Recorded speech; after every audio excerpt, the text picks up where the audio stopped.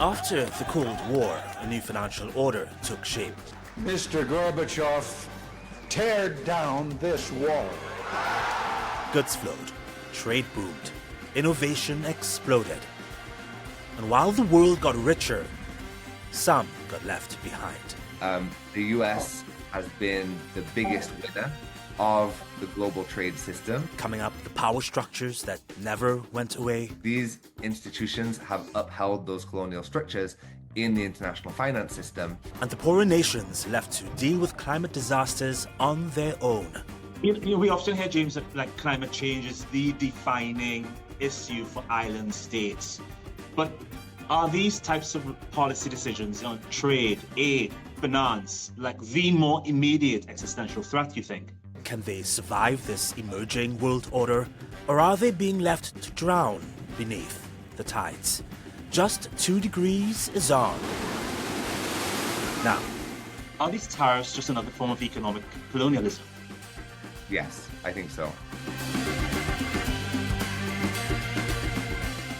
We don't want to hurt countries that don't need to be hurt, and they all want to negotiate. The only problem is, you can only do so many at one time. We want to do it right. We want to get it right. We want to take care of them, but we have to take care of our country. but the hurt is already here for some nations. The cuts deeper than ever. Tariffs, which many people say are dressed as patriotism. Deals dangled like lifelines, and an entire world watching. Trump's new tariffs might win political points at home, but far from US shores. Island nations, fragile economies and climate frontlines brace for another blow. They didn't start this fight, and I'm not sure they'll survive it. Not without support, not without fairness, not if the world continues to look the other way. At the start of 2025, the US slapped a 50% tariff on Chinese solar panels. That figure's jumped to 175%, and it's even higher for products like wafers and cells. At the same time, aluminium and steel got hit with a 25% tariff. These materials are must-haves for building wind turbines and solar frames. So bottom line, the cost of going green is going up, and the countries that need it most are paying the highest price.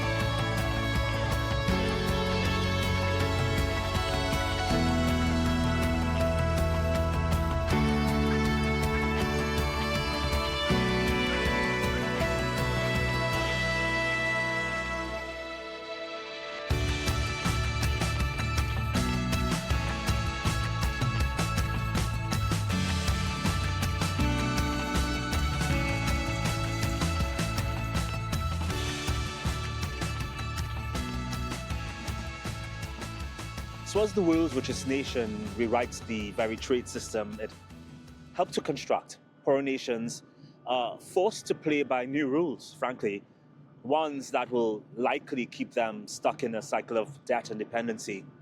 We reached out to someone who can help us understand who the real losers of Trump's tariffs are. What message do you think it sends the world when a superpower imposes sweeping tariffs that disproportionately impact the most vulnerable and least polluting countries / islands on the planet? Well, so from my perspective, these tariffs have come on the back of almost a quadruple impact of economic measures that have really impacted developing states and small islands. So it's not just that these tariffs have come out of nowhere. You had originally the impact of the Paris Agreement and pulling out of the Paris Agreement and all of the impact of the climate policy reversal, which we knew was going to happen. But it didn't come as a shock at COP29 last year.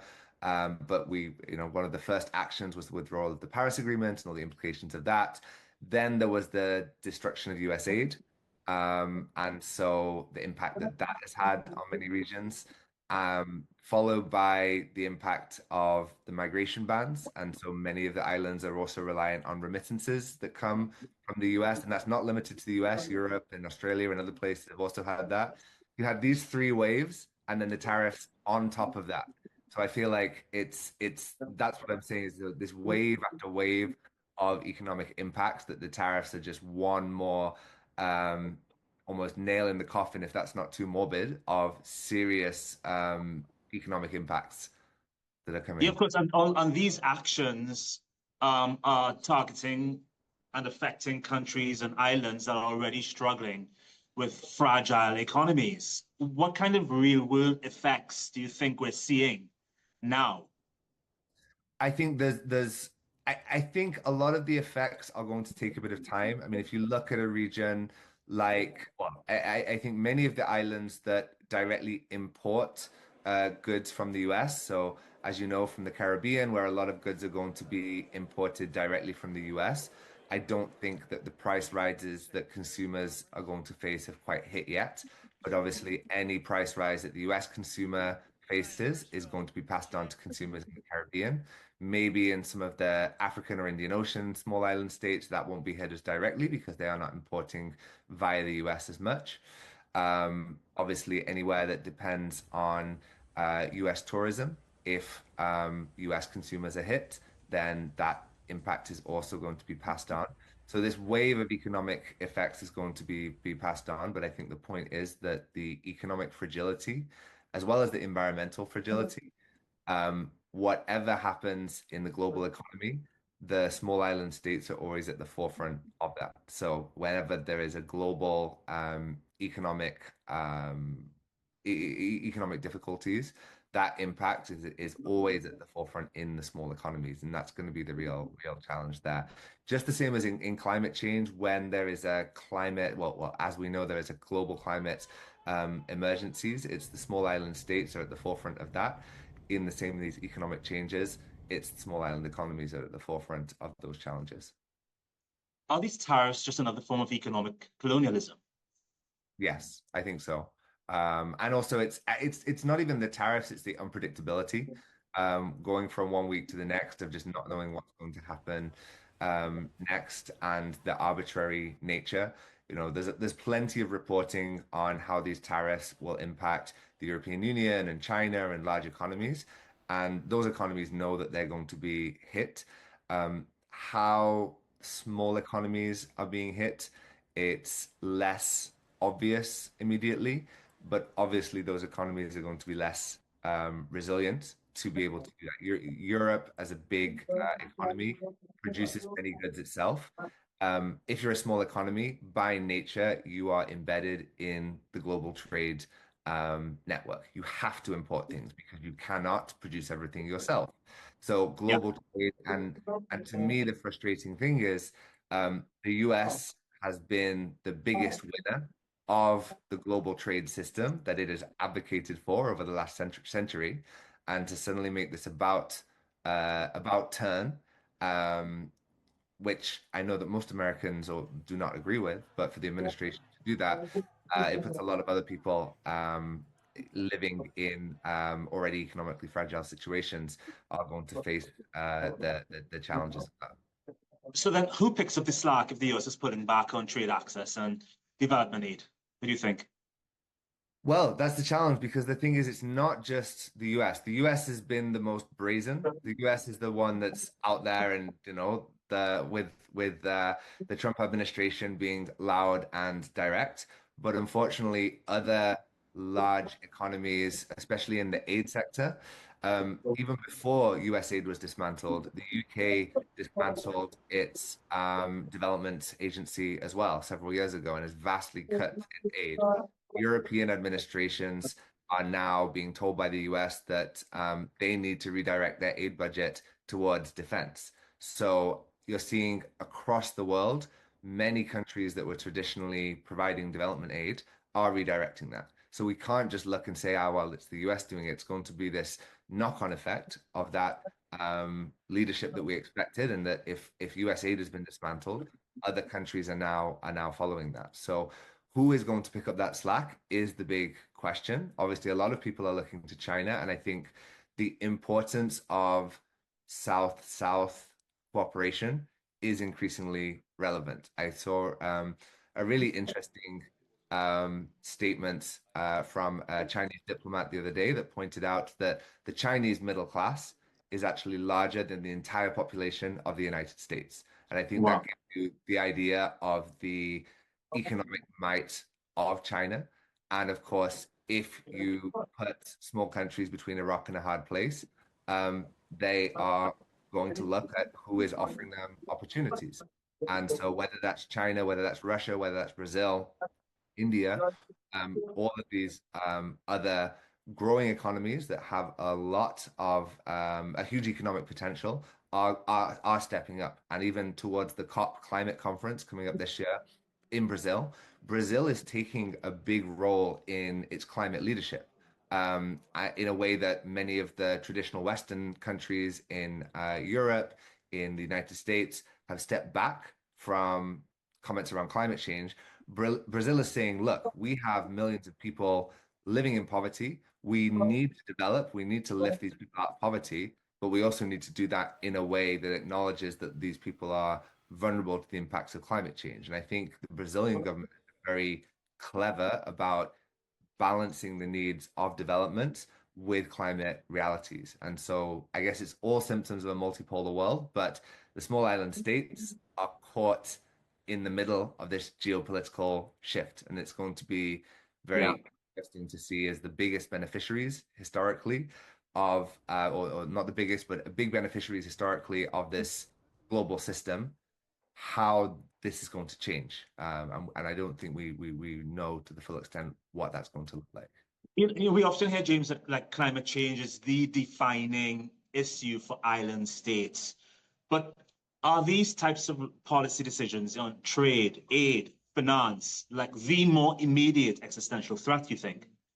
I don't think you can separate the two. I think in small island states, your economy is inherently tied to the environmental risk. And so to take you back to Hurricane Irma, which destroyed the infrastructure of Dominica several years ago, if you have a hurricane come through and completely destroy your infrastructure, that can be 200% of your annual GDP wiped out overnight.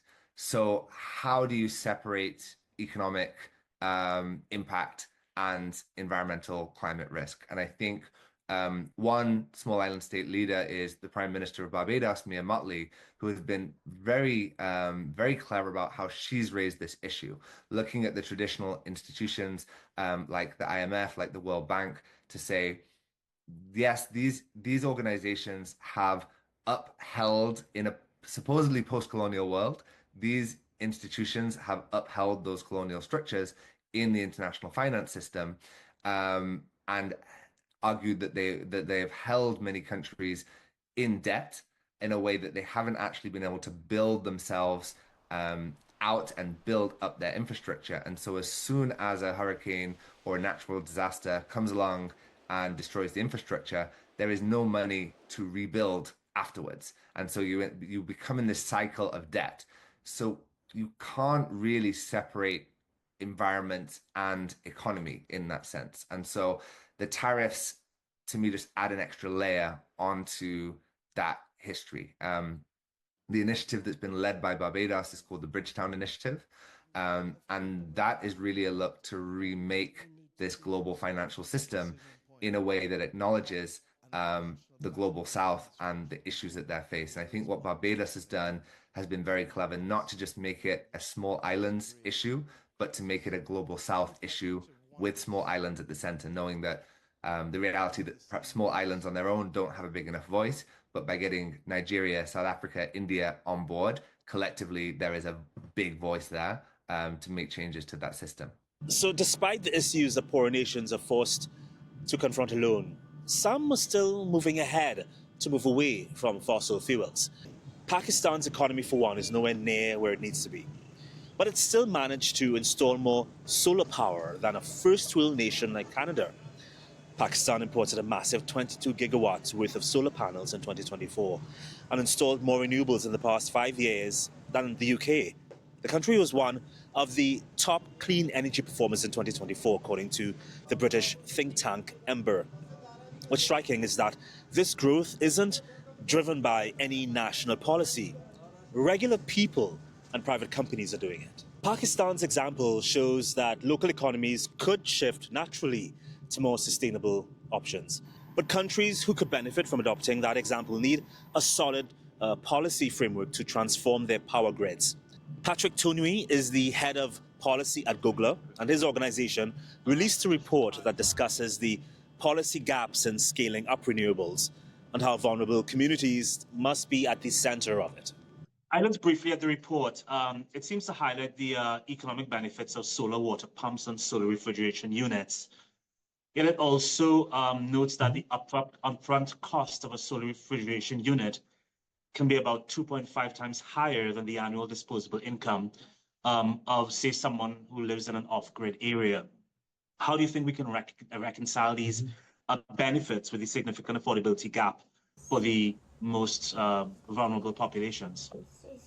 When you look at the core costs of the products, a lot of it, for example, can be due to import duties and taxation.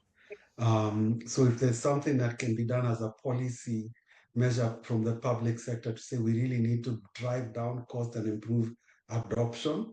If you remove the taxes, for example, if it's import duties could be up to 30%, value-added taxes could be 16%, that can go to one step towards that. The second part that we are suggesting is that we may need to recognize that we will need to subsidize some of these communities just because of where their starting point is, with their ability to least afford, ability to pay. So what can we do through development finance or through other public support mechanisms? Because in most of these ecosystems, you'll see inputs into the agriculture value chain subsidized, fertilizers and other extension services, seeds, inputs, because we're really trying to increase productivity. So can we consider these inputs? Then the last one and the core for this paper is we think for long-term scaling and sustainability needs to really drive productive use.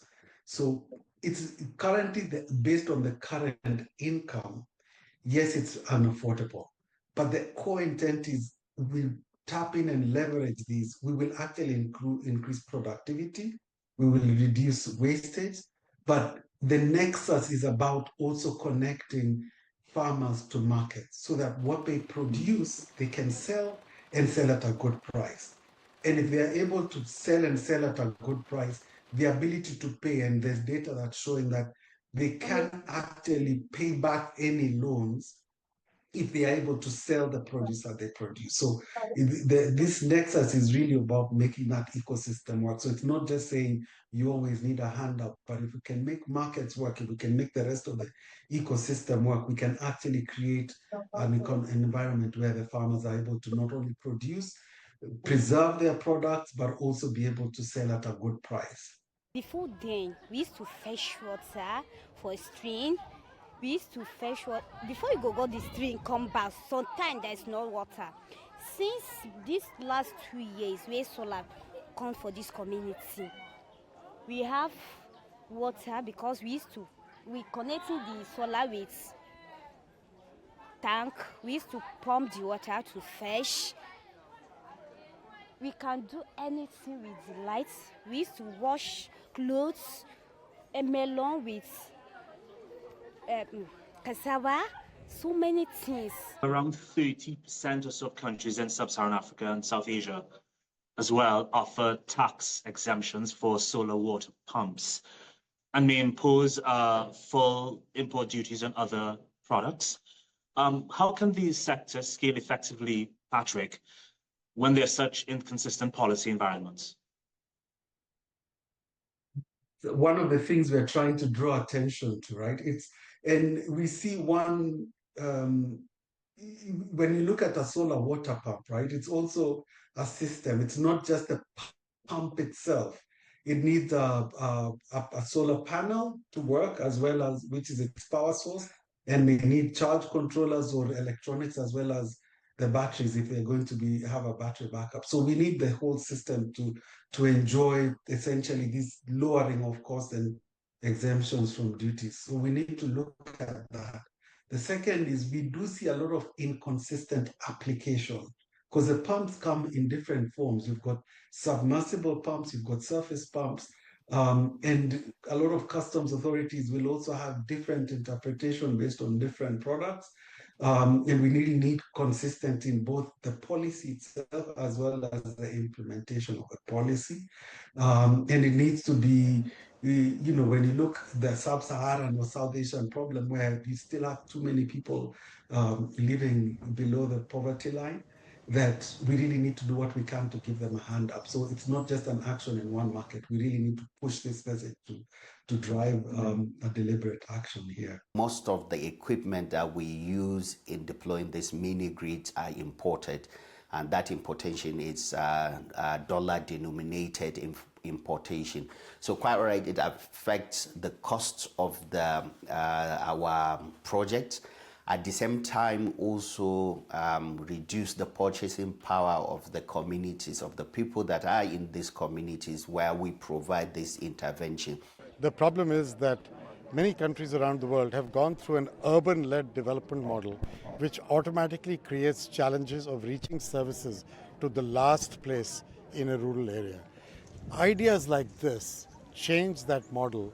Don't rely on some very expensive grids to reach every village, but empower the local village with local facilities to change the lives of local people. Women are underrepresented in leadership roles within renewable sectors, with only like 3 female CEOs among around 200 solar companies in Uganda, is what you pointed out. What kind of strategies do you think can be implemented to promote inclusivity and ensure women benefit equally from these productive uses of renewable energy technologies? We're trying to raise attention to the issue. We're trying to see, can there be smarter indicators that essentially allows people to look and understand what's happening? And then deliberately, what can we do, particularly, for example, in some of the work that we're doing to improve the readiness of firms in our industry to be investor ready, to make sure that we are deliberately saying, can we make sure that we are not just doing open calls, but looking at, are we actually getting a crop of women-led companies in, and that they are also able to benefit from that training.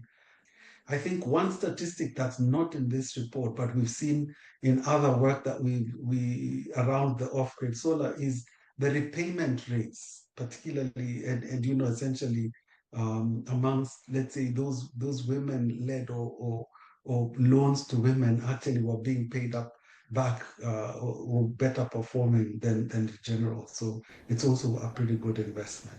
It seems, based on the report, like it's very complicated to integrate these renewables technologies into existing agriculture and energy systems.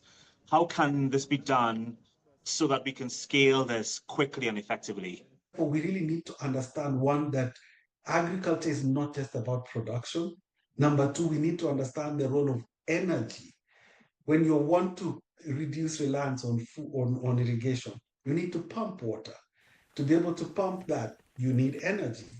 When you produce milk or you produce a perishable crop, you've got to keep it cold so that it doesn't get spoiled. We've seen very high rates of wastage in particularly sub-Saharan Africa that can go up to 40%. That's something else. To cool it down and preserve it, or to dry it, you need energy. والله ما عنده طاقة وما عنده محرك، وأنا قلت لك قطن انظر حيله يعني كزارة قطني بس خضرة يبست خالص. والناس أغلبها هسه قامت تركب طاقة شمسية، يعني اللي عنده محرك قام يبيعه ويركب طاقة. الحرب أثر معانا وأثر على السودان كله، وبصفة خاصة أثر علينا إحنا في مساي وعلى مشروع مساي. يعني مشروع مساوي ده زي ما قلت لك المزارعين فيه مزارعين بساط بيعتمدوا على اليد العامله وكنا بنعتمد على التومين وعلى البنوك. والحرب دي وقفت اي حاجه، حتى البنوك وقفت ما زي زمان، حتى لو داير توميل ما بيدوك زي زمان. المنظمات الحكوميه اللي كانت بتدعمنا بقت ما زي زمان. So we are pushing for recognition of this and then to really look at it as based on what's needed, what's the role of the energy sector plays and how do you tap in. And that's our show. As I leave you, we've been following the animal puppeteers who've been part of this Herds documentary as they educate us about the planet's migratory animals and the grave challenges that these movements face. Here, they've made it to the Congolese forests, just outside of the capital, Kinshasa. Enjoy and see you next time. Bye.